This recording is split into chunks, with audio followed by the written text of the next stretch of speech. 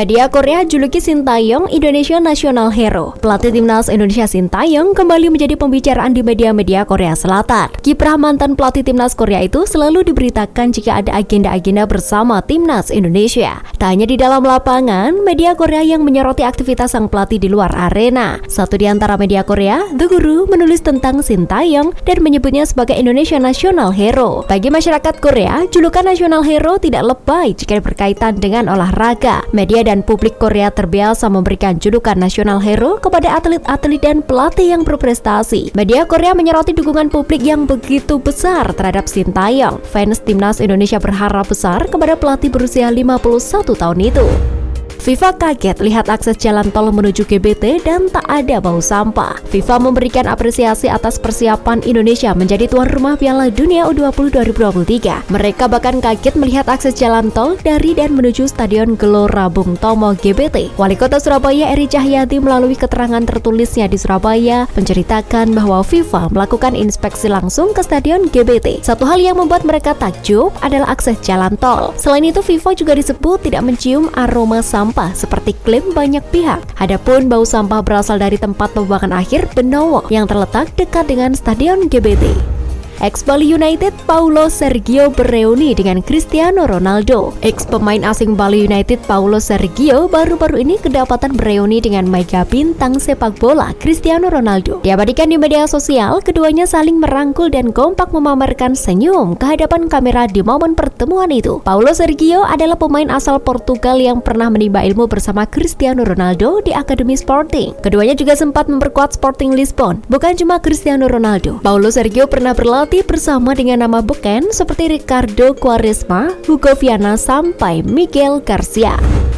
Persib bakal undang The Jackmania ke Stadion GBLA. Persib Bandung berencana mengundang The Jackmania untuk menemani Persija Jakarta dalam laga pekan ke-11 BRI Liga 1 2022-2023 di Stadion Gelora Bandung Lautan Api Bandung, Minggu 2 Oktober 2022. Hal itu disampaikan Direktur PT Persib Bandung bermartabat Teddy Cahyono kepada wartawan pada Rabu 21 September 2022. Dia mengatakan bahwa sepak bola harus dinikmati semua orang termasuk supporter. Teddy melihat rivalitas panas bobotoh dengan The Jackmania sudah kelewat batas sebab gesekan antar kedua supporter tak jarang memakan korban jiwa. Perdamaian dua supporter ini seharusnya bisa terjadi jika berkaca pada momen bobotoh dengan Aremania di Malang. Saat itu kedua supporter satu tribun mendukung tim kebanggaannya bertanding. Elkan Bagot penasaran atmosfer Persib versus Persija. Bek keturunan Elkan Bagot mengaku penasaran dengan rivalitas panas laga Persib versus Persija yang akan berlangsung awal Oktober mendatang. Bahkan dia tahu kalau pemain tamu biasanya dikawal dengan mobil barakuda untuk memasuki stadion. Setelah kompetisi libur 2 pekan karena FIFA Matchday, akan ada duel antara Maung Bandung versus Macan Kemayoran di GBLA. Biasanya laga tersebut cukup panas baik di dalam maupun di luar lapangan. Maka dari itu pertandingan Persib versus Persija bukan cuma dinanti-nantikan oleh pendukung kedua kesebelasan, tapi supporter Indonesia. Bahkan Elkan pun sampai penasaran dengan laga panas tersebut. Sintayong diminta beri Ramadan Sananta kesempatan bermain. Pengamat sepak bola Indonesia Roni Pangemanan atau Bung Ropan berharap member PSM Makassar Ramadan Sananta bisa mendapat kesempatan bermain bersama timnas senior melawan Curacao. Ia tidak akan mempermasalahkan apabila Sananta hanya dipercaya tampil sebagai pemain pengganti. Sananta merupakan salah satu penyerang yang dipercaya masuk skuad asuhan Sintayong untuk laga melawan Curacao. Pemain 19 tahun itu akan saling sikut dengan Dimas Derajat dan Muhammad Rafli demi mendapat kesempatan bermain.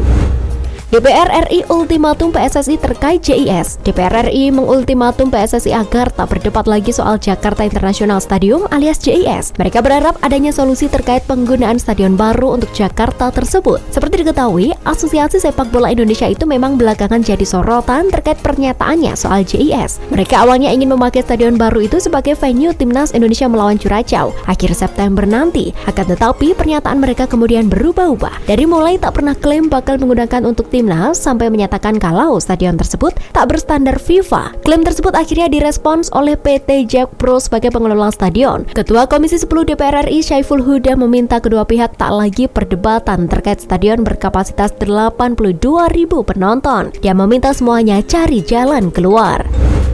Sandy Walsh dan Jordi Amat baru bisa bela timnas di Piala AFF 2022.